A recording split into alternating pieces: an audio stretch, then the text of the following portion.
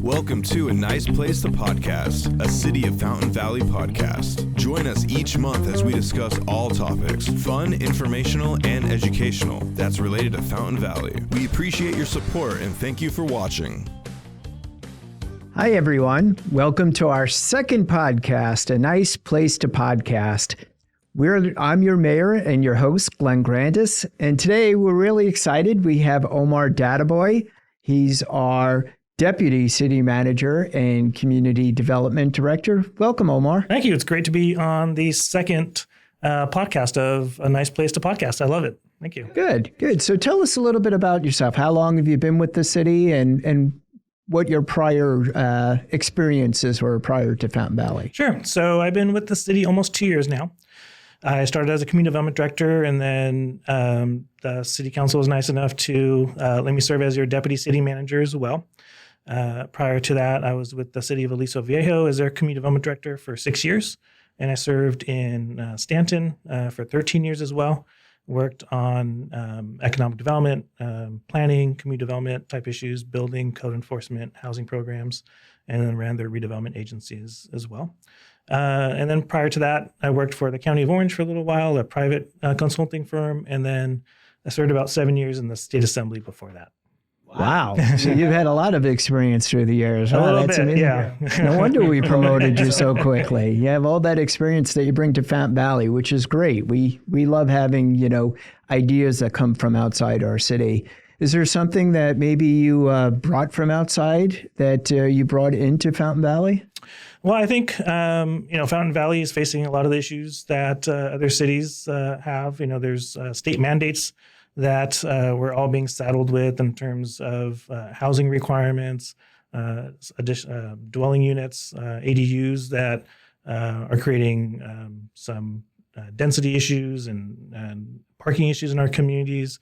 We're all struggling to fight over those same tax dollars and bring in businesses. And so all those different types of things that other communities in the area are dealing with, I've kind of seen some of those similar issues in other cities I work for, and so brought some new ideas from my experience over there. So, excellent. Well, let's talk about it. There's two major things that I think we'll talk about today. One is housing. We have the RHNA number, and we'll talk about that in a second. And then we have business development. Bringing new business into the city. In order for us to have the best parks and the best employees and the best fire and best police, we need revenue. We need to bring income to the city. So we'll talk about that as well. But let's start with housing if we could. So everybody talks about this RHNA number. Maybe you could explain what RHNA stands for and what was the number that was allocated to the city of Fountain Valley? Sure. So RHNA stands for Regional Housing Needs Assessment. And it's this process the state initiates every 8 years.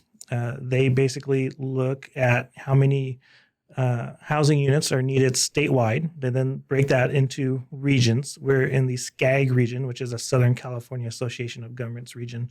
Right. And then we're about 1,300,000 units were given to the SCAG region. And then through that. What does that include? Does that include Los Angeles County, Riverside County? What geographically, where is that? Yeah, so it's all of Southern California minus San Diego. San Diego is its own subregion. And so it's everything Bakersfield South all the way to San Diego. Gotcha. Okay. All right. Well, I cut you off. You were going to tell us what that number was. 4,835 units is what we are responsible for accommodating in the city over an 8-year period. Okay. And I know a lot of people, when they hear that, like the city's going to build 4,835 units. Maybe you're going to explain what the responsibility of the city is for that number. Yes. So we are only responsible for land use. We control zoning in the city. And so all the city can do is zone for the land. We selected certain number of properties that we think could accommodate our 4,835 units. We then rezone those properties. And if the property owner or developer wants to take advantage of that new zone, then they can, and they come in with an application to the city. But if nobody comes in with an application, the property owner is happy with their property the way it is, and they want to continue as such, then nothing happens to that land. But if somebody does want to take advantage of it, they can submit an application to the city consistent with what has been approved in as part of our housing element and as part of our new zoning. Okay, so we actually zone for it, which then allows the property owner or the developer to come in and submit a project. That doesn't mean it's automatically approved, does it? No. And so, our last housing cycle, there are a number of properties that were on there, and none of them redeveloped, or many of them didn't redevelop. I foresee that some properties will develop this housing cycle, and some may not. And so it just really depends on each property and the situation the property owner's in, and if a developer is interested in that property. Got it. Okay. So 4,835. I'm going to keep saying that number. It's such a big number. We don't have the land to be able to put in 4,835 units. So there's a couple of other ways that will count towards a number. Maybe you could talk about ADUs a little bit, accessory dwelling. Well, yeah. So many people have been taking advantage of new laws. The state, again, has required cities to allow for a secondary unit. They used to be called granny flats. Then they were called secondary units, and now they're called accessory dwelling units. But basically, you can take an existing part of your home and convert it into a separate unit, or you can have a attached or detached ADU, accessory dwelling unit, per your home, and those count for units as well. And so we try to count as many of those as we can towards our 4,835 number. Okay. And so who can put in an ADU? Like, what are the minimum requirements that somebody's allowed to put an ADU in? Sure. If you have a single family home is typically where we see them. If you have some land in your backyard, typically you need a decent sized backyard to accommodate a new ADU, especially a detached one. But even if you have a smaller home and you want to take a portion of your home, say your garage or part of your living room, and create a separate unit in there, then you can do that as well. Okay. Are they allowed to have 2-story ADUs? Yes. Okay. So if they have a 2-story home, they could have a 2-story ADU? I believe so. I have to look into that one for you. Okay, no problem. We'll get an answer on that. The other question I have, you mentioned about, somebody putting an ADU into their garage or into their backyard. What about parking? Is there any requirements that they have to have enough parking for all of this? What about parking is a question we always ask the state too. What about parking? What about the impacts on the community? And what the state has said is housing is a statewide concern and it trumps everything else. So they rather have the housing units, and our communities, the quality of life and parking and all those types of things may diminish a little bit. But the state, as a statewide goal, is basically saying we want the housing. Everything else is secondary to that. So if somebody owns a home and they have a garage and they park their cars in the garage, and now they can't park the cars in the garage because they're converting that and maybe an ADU in the backyard, can the city tell them you can't do this because you don't have enough parking? Generally not. We can require parking, but if you're within a certain distance of a bus route, then those requirements go out the window. And so then we cannot require you to put in any parking. So, and 90+% of our city is covered by those bus routes. And so most ADUs do not have to provide parking as part of them. Yeah, I think I remember hearing that if you're within a half mile of a transit stop, which is a bus stop, though not everybody uses the buses here. Right. Most people don't, but still the state has said, if you're within that half mile, you're correct, then you don't have to provide that parking. And so most residents don't. All right. And what about the number? How does our number compare against other cities in the area, if you know? So ours is pretty typical of Orange County cities. I heard, for example, like Huntington Beach had 13,000 as their arena. Typically, the larger city, the more units you're going to have.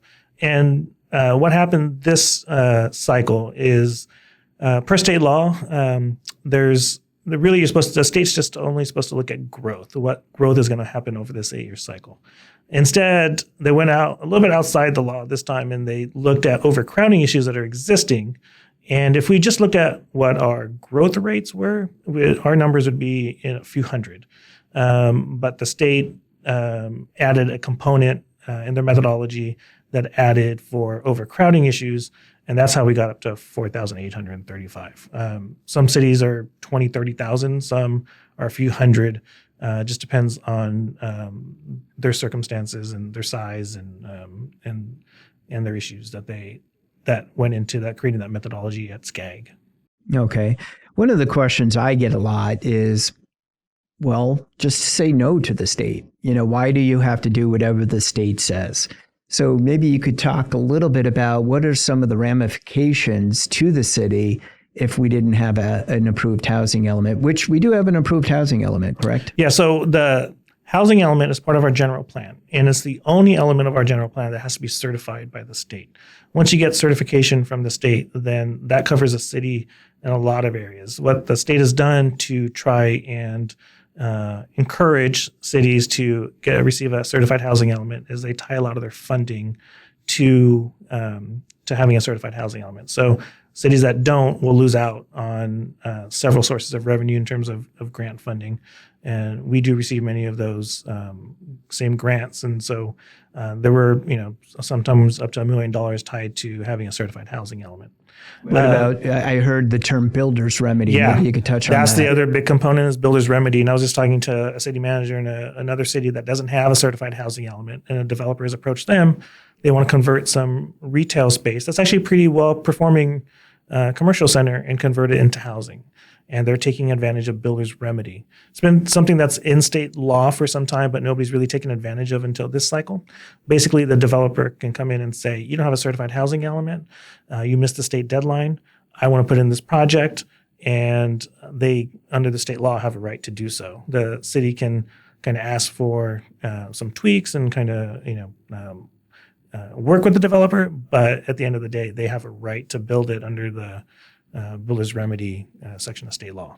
So basically what it sounds like to me, what you're saying is if we don't have an approved housing element, the state's going to come in and basically run our planning department for us and put in whatever they want from Sacramento view versus what we want, which is local control, and us to be able to, as much as we can, control what goes into our neighborhoods. Local control, I think, is what's key. So if you don't have a certified housing element, you lose that local control. Developers can come in, pick where they want to go, at what densities they want, and really sidestep any city regulations. What we've tried to do, and the city council's tried to do, is say, we have this requirement. We know what the impacts are going to be if we don't have a certified housing element. Let's try to do it the Fountain Valley way, try to take this basically statewide requirement, and while we don't like it, try to accommodate it as best we can and fit in the best way possible into our community. So if we were to, which we do, have a housing element that's approved, is there any way to meet that requirement in zoning and not go, say, above 2 stories anywhere in the city? That would be very difficult. So I was just looking at the statistics. We have, what we tried to do is take sites that could accommodate it, that would be able to take those 4,835 units and develop them in a way that would fit best in our community. And what the city council did is took about 177 acres out of, I think it's 5,000 plus acres in the city, took 177 acres, about 3% of the city, and say, this is where we're going to accommodate this. And unless you wanted to, add 1,000 acres and do it at a very lower density, what you'd have to do is, if you're, taking 177 acres, is allow for increased density. But also the other issue we haven't talked about is about 45% of those 4,835 units in the RHNA have to be in the lower income categories. And you really can't get into those lower income categories, 2,000 plus units at 2-story development. It really takes a multifamily development, probably going 4 or 5 stories, to be able to, at higher densities, and able to get to those affordability levels, really. And so that's part of the key as well. Yeah, let me ask you a quick question on that. So you mentioned affordable housing. I think it's 2,200 of the 4,800, using round numbers, has to be affordable housing. One, can you tell, what does affordable housing mean? What's affordable? And then, I'll ask the follow-up question. We'll start there. So it's a pretty complicated, some math in there, but you basically take the area median income, so a little bit over $100,000, and then they create income categories: very low, low, moderate, and above moderate. And very low and low are 80% of median. So you probably go up to about $85,000 a year annual income, which is pretty good amount of income. But that's for a family of four. Depends on family size and whatnot. So then there's a separate calculation you make. You take that income level, and then a family should only spend, per state law, about 30% of their income on everything related to housing, right? So all the utilities, rent, everything else. And so then you have to back into an affordable rent for that low-income family. And low income these days could be teachers, nurses, young professionals. Right. It really runs the gamut. And so, a lot of times it gets lost in who these homes are for, but they're really for people that we meet every day that take care of us and just can't afford the high cost of living in California sometimes.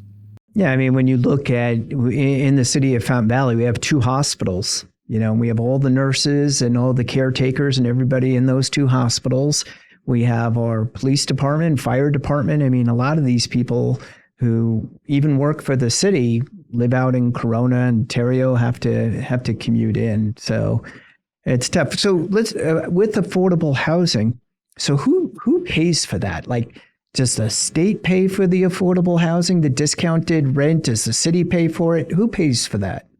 There's a couple of methods that go into it. Sometimes our developers take advantage of higher densities. So there's another provision in state law that allows them to increase their densities. So basically put more units on the same amount of land. And those extra units help subsidize those affordable units. And so that's part of it. Many of the projects that we think we'll see are using that extra density to help offset the cost of subsidizing the lower income levels. If you're going for 100% affordable, or if you're going for deeper levels of affordability, you're probably applying for tax credits through state and federal governments and other types of private funding to get you to those lower levels. In some instances, the city does participate. We just help finance the Prado development in the city as well, and so we do have some funding, but that's mostly gap funding, meaning that if you just have a little bit of a gap that you can't meet in terms of financing, then we can assist with that. But the majority of the funding is going to come from private sources or from offsetting through the market rate units. Well, you mentioned the Prado homes. So those are the ones over on the Harbor and Lilac, Edinger area there. I forget exactly where it is along Harbor. I believe that was 50 units, and I believe 8 of them were used for homeless veterans. Right.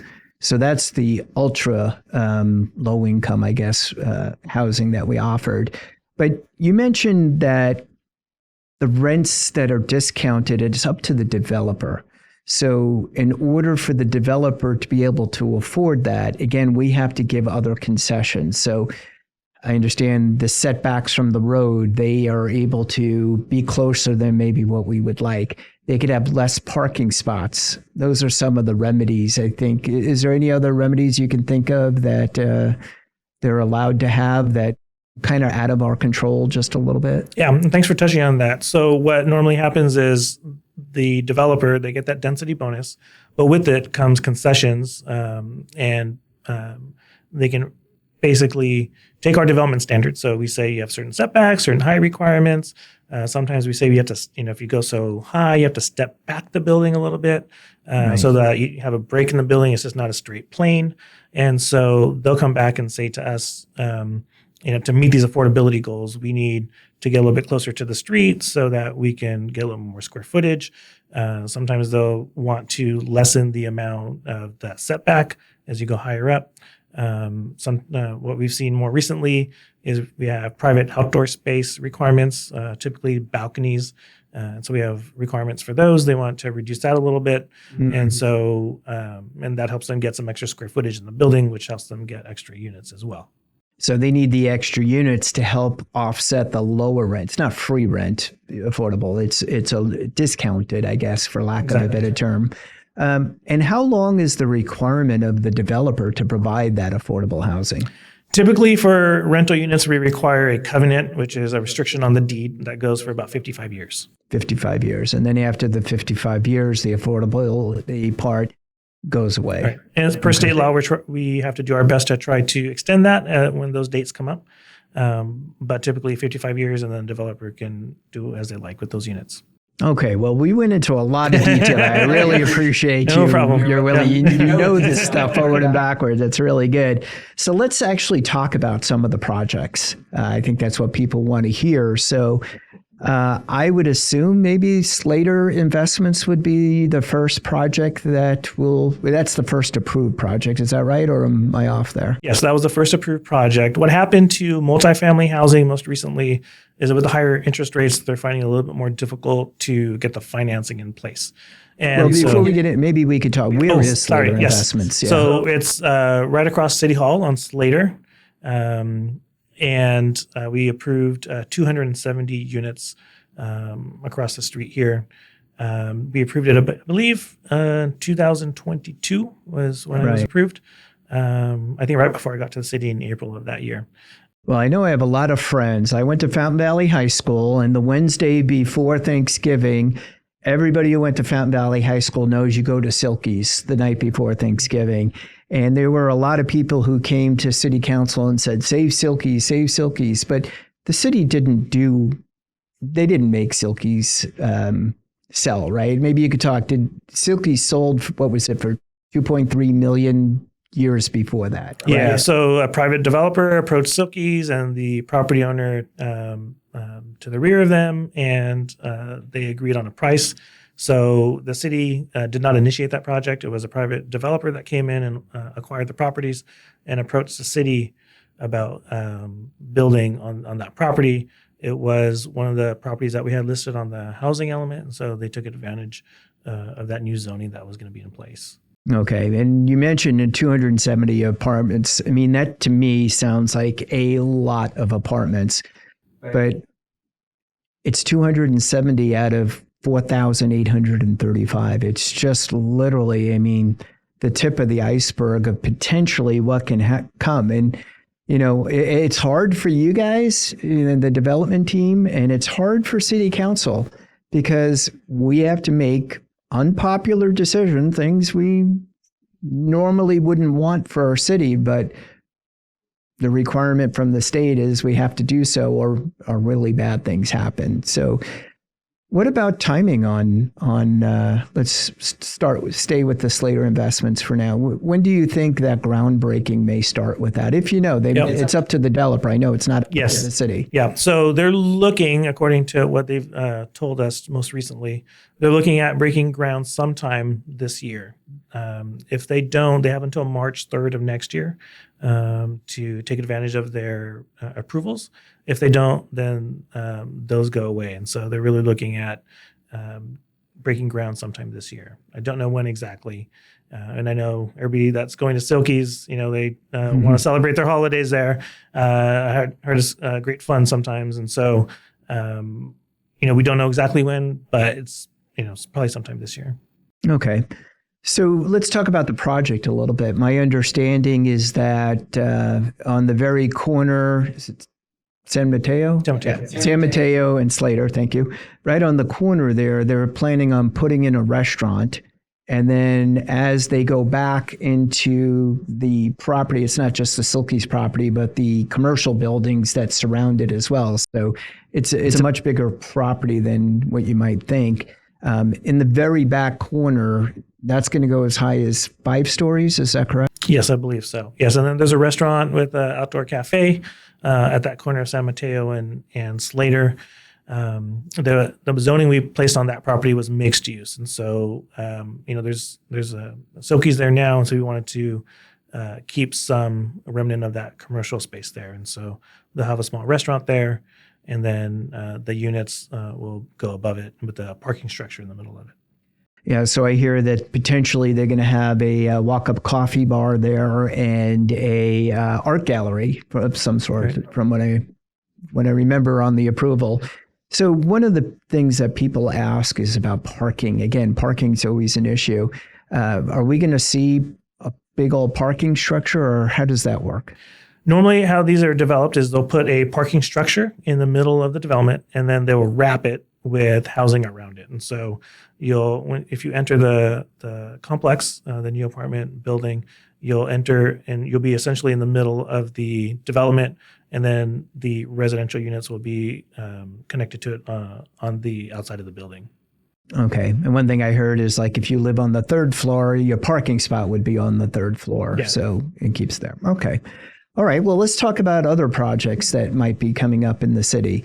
So I think, I know because it hit my desk, that there was a project submitted for what we call the Miller property site over on Euclid and Heil. Has anything been approved yet? No. So okay. We just received an application. It's an 18-acre property. They're proposing about 200 units of single-family townhome condo type units and about 400 units of multifamily apartment units on the corner of Heil and Euclid. And so that just came in as an application, say about 2 weeks ago. And so we're still evaluating it. All the different departments, public works, engineering, fire, police, planning, building, everybody needs to take a look at it and evaluate it.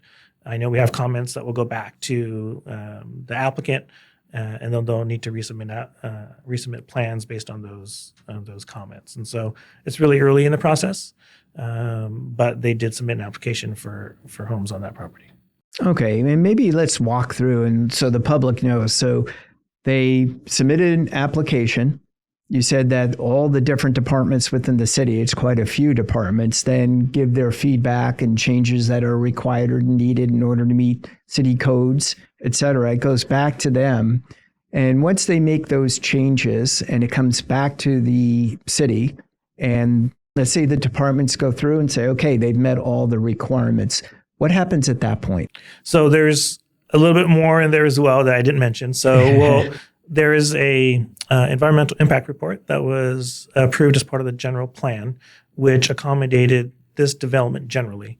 There will be some additional environmental assessment that will need to be prepared. Mean? So we'll need to do an evaluation. We'll go hire a environmental consultant to look at some of the impacts, compare it to what was approved in the general plan and what was approved in the general plan and EIR to assess whether or not this is consistent and falls underneath those approvals. And so, in the EIR, they would have looked at so many units and so much traffic and those types of things. And there'll be an assessment that's needed to ensure that it's consistent and that no other evaluation needs to be done per the California Environmental Quality Act regulation, CEQA, as we normally say. And so that will be one other aspect of this. So we'll need to go through that process.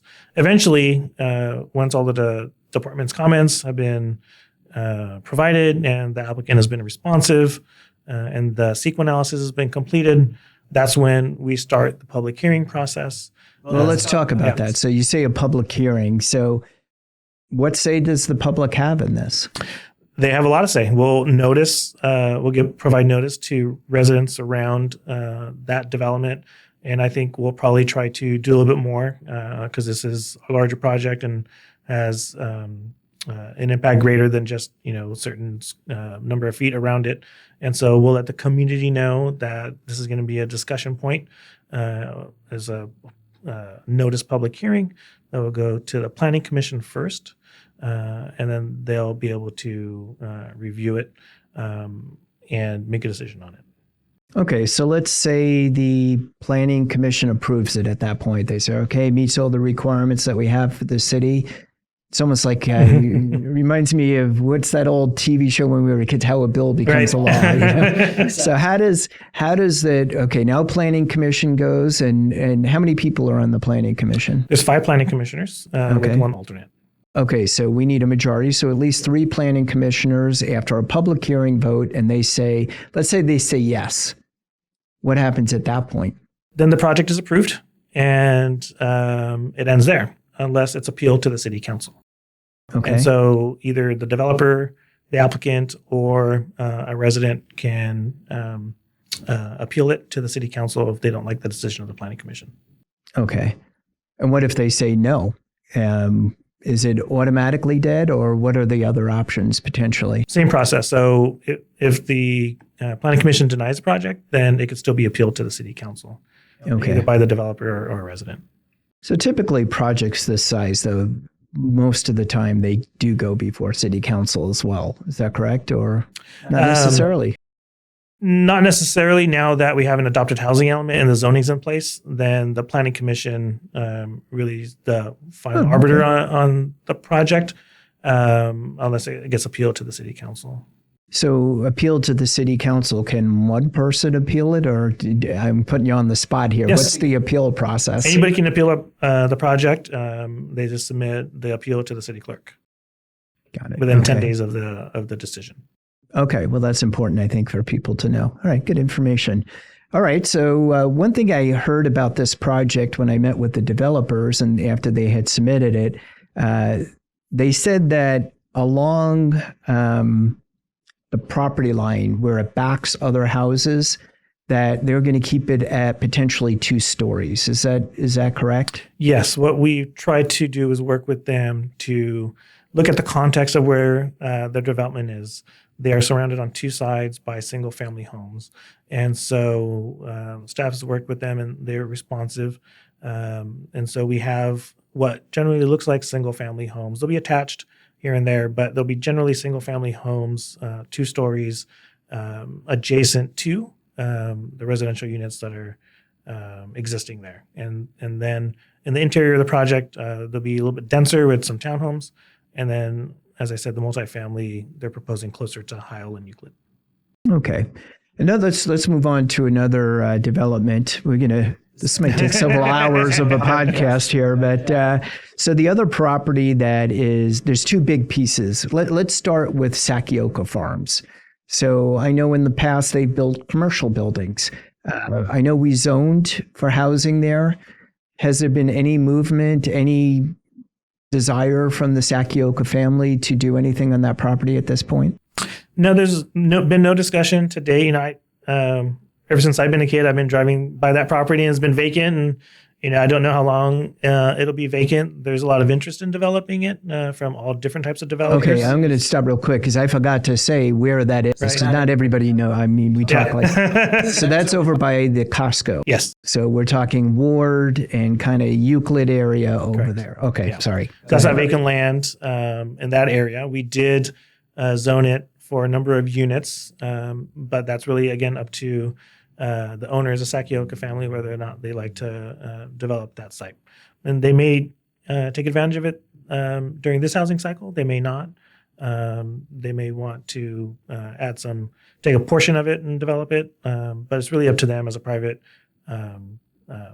property owner to decide what they would like to do over there. But we have not seen any interest to date. Okay, and we took some of the 4,835 units, allocated it to that property, but it doesn't mean that it's necessarily going to be developed. Right. So let's do devil's advocate for a second. What if they put in, I'm not saying they are because this is a hypothetical.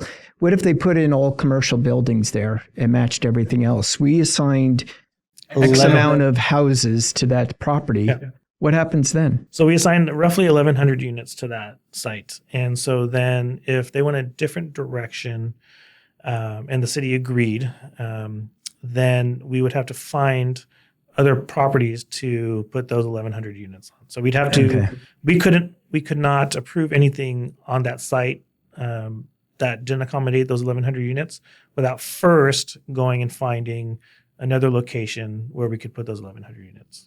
Okay, So, which in Fountain Valley is good. It's already difficult, impossible to ask. So Okay. there was state law, another portion of state law that basically said you can't allow for something that isn't consistent with your housing element until you rezone other properties. And so we'd be in that situation at that time. Or why didn't we just say, the Ralph Shopping Center, we're going to put 2,000 homes there knowing it's never going to be developed. Why didn't we do that? The state has gotten fairly sophisticated as well, and they would say we're not accepting that site. They are pretty ready to say no to certain sites. They'll look for and ask for site-specific information. If they see a thriving commercial center, they're just not going to approve it. And so it has to be realistic. Yeah. Okay, I knew the answer. I want to make sure because I get asked that a lot. So why didn't you just assign it somewhere? Okay, let's talk about a couple more properties, and then we'll get into business development. Boomer's property. So it was in really bad shape for a long time. We had so many issues over there, and I know the city went after the owners to clean it up, level the area. And I know that they're temporarily storing cars there in order to make some revenue until something happens, which is a lot better than what we had over there. Not great, but better than what it was. So what do you see in that area? So the Hewish family, who own Boomers, owns the site. They have leased it out to this dealership who's storing their vehicles there temporarily. There's a housing group called Holland Group out of LA, and they have an option on the property. So they have a right to purchase the property, and that they need to execute, say, within the next year or two. Basically, they'll be coming in with an application, we think, the next month or so. That's fairly soon. Yeah, okay. For a new housing development over there. Okay, so stay tuned. Look for that one. We don't know what it's going to be yet. I have a inkling it's going to be very high density housing because it's right next to the freeway. It's right next to the freeway. There's not too much other residential in that area, really not any. And so it'll be higher. They're going to be proposing higher density housing, multifamily. But we'll know the specifics when they submit. Okay. In the future, yeah. All right. What other developments do you think will be? Oh, there's another one that was submitted recently, wasn't there? Over on Warner near Newland. Yeah. So Warner Newland, it is a retail center. The property owner would like to put housing on that property, and the initial discussion staff had with the owner is that we just went through this housing element and general plan, which creates a long-term vision for the city. So the housing element's an 8-year plan. The general plan is our vision through 2045. And really, we looked at the zoning and land use in the city and took the sites that we think should be housing during those time periods and allocated those units. And this was not one of them. And so right after that process ended, the property owner came to staff and said, we'd like to put housing there. And we communicated what I just stated, but they still wanted to move forward with the project. And so they submitted an application. There were some issues in terms of access and whatnot. So they are reevaluating their design. So stay tuned on that one. Stay tuned on that one. Okay. Again, that requires a zone change and modification to the general plan. So that one would have to go to the Planning Commission and City Council. Okay, very good. All right, other projects that may be moving faster than others. Anything else you want to touch on?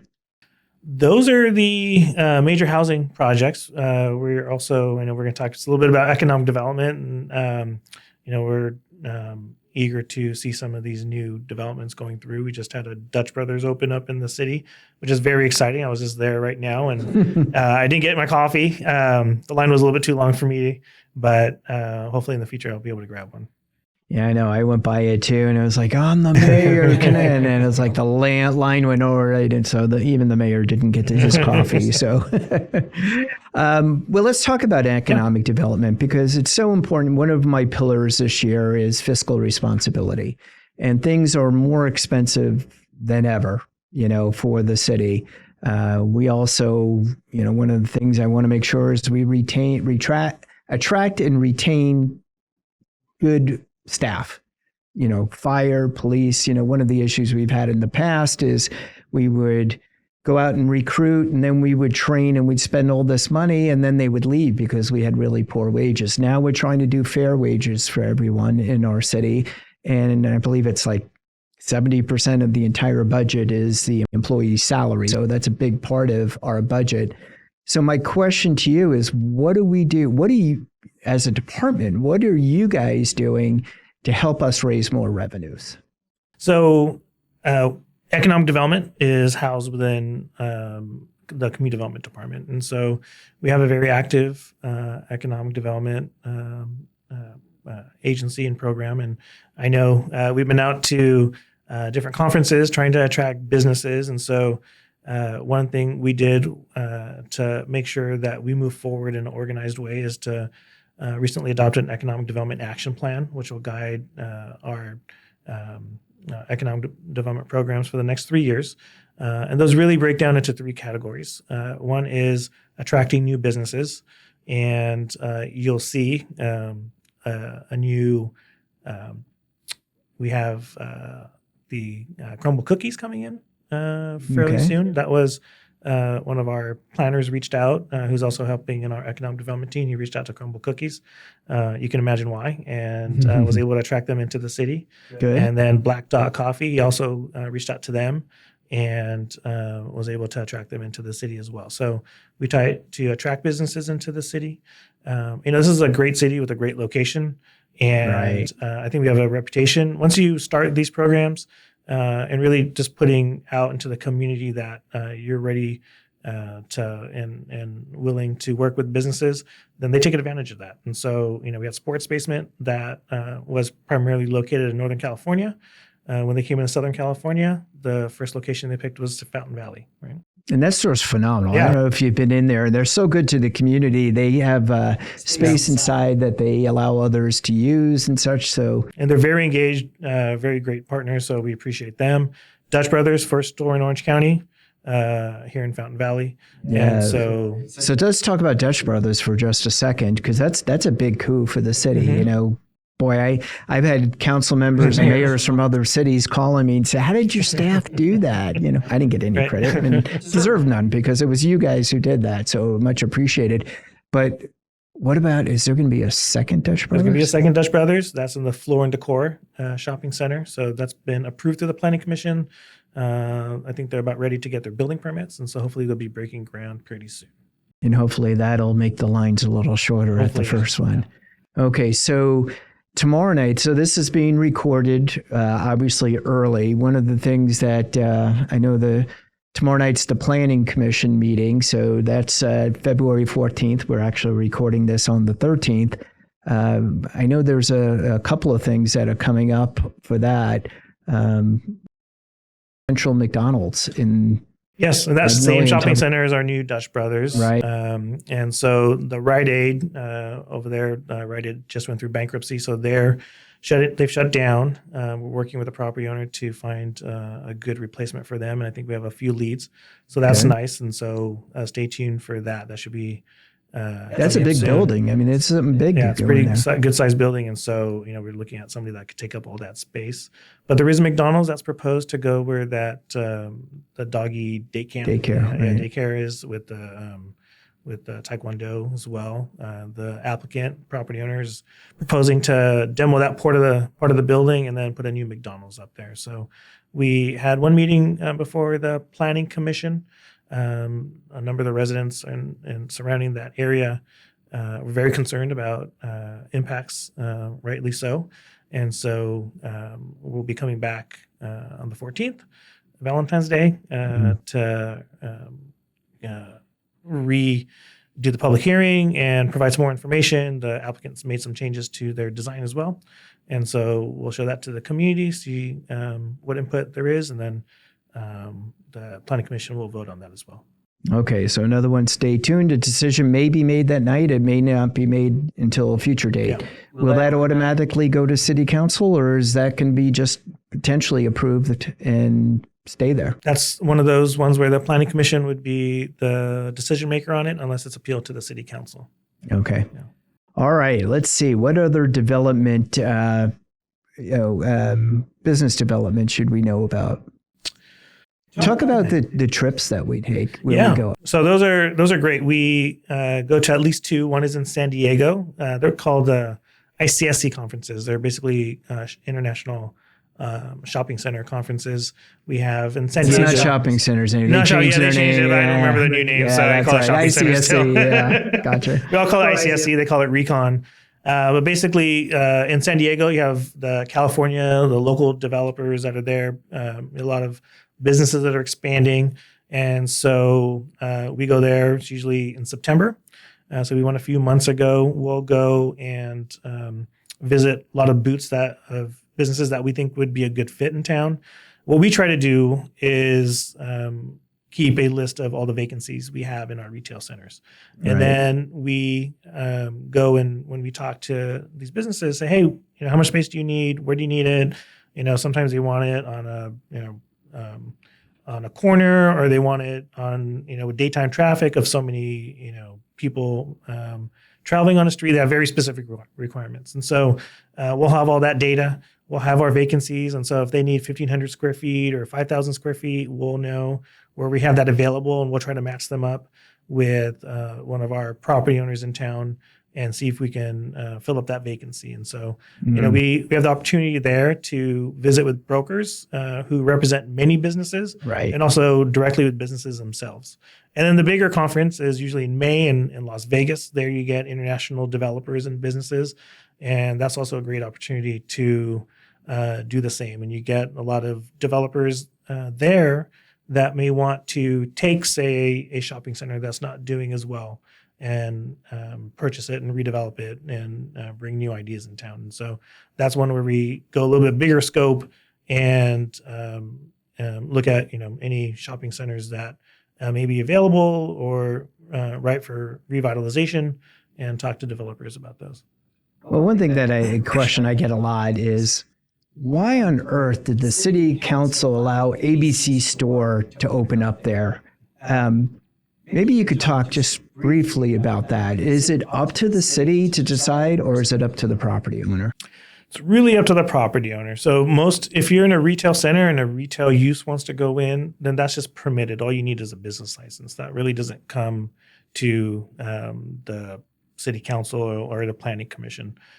So if you're, say, a retail store and you just want to open up in a retail location, somebody wants to fill in that Rite Aid spot, and they're going to do retail, then that's something they can do just with a business license. They don't need anything else from the city.